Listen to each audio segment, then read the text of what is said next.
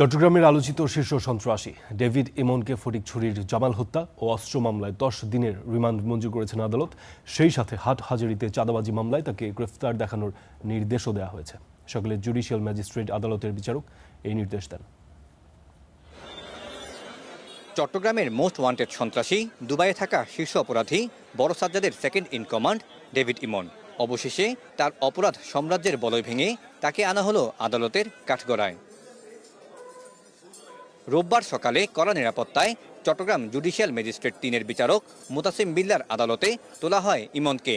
ফটিকছড়ির আলোচিত জামাল হত্যা ও পৃথক অস্ত্র মামলায় পুলিশ 14 দিনের রিমান্ড আবেদন করলে শুনানি শেষে আদালত 10 দিনের রিমান্ড মঞ্জুর করেন। একই সাথে অস্ত্র মামলায় ইমনের সঙ্গে গ্রেফতার হওয়া তার 4 সহযোগীকেও দেওয়া হয়েছে 5 দিনের রিমান্ড। অন্যদিকে বিদেশি নাম্বার ব্যবহার করে হাটহাজারীতে হুমকি ও চাঁদাবাজির মামলায় জুডিশিয়াল ম্যাজিস্ট্রেট 2-এর বিচারক মোহাম্মদ লোকমান হাকিমের আদালতে হাজির করা হলে সেই মামলায় তাকে গ্রেফতার দেখানোর আদেশ দেন আদালত। ফটিকছড়ির যে দুটি মামলা, এর মধ্যে অস্ত্র মামলায় ডেভিড ইমন সহ তার সহযোগী যারা আছেন 4 জন, তাদেরকে 5 দিনের রিমান্ড বিজ্ঞ আদালত মঞ্জুর করেছেন।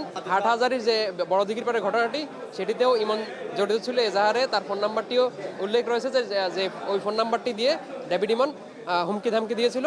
ওই মামলায় তাকে শোন অ্যারেস্ট দেখানো হয়েছে। পরবর্তীতে আমরা ওই মামলার রিমান্ড প্রেরণ করব। বুধবার ভোরে ভারতে পালিয়ে যাওয়ার সময় যশোর থেকে 3 সহযোগী সহ ইমনকে গ্রেফতার করে পুলিশ। পুলিশের দেওয়া তথ্য অনুযায়ী 2025 সালের মার্চে বাকুলিয়ার জোড়াখুন, পতেঙ্গা সমুদ্র সৈকতে সন্ত্রাসী ঢাকাইয়া আকবর হত্যা, সারোয়ার বাবলা খুন মিলিয়ে অন্তত 60টি হত্যাসহ ডজনখানেক মামলার আসামি এই ইমন।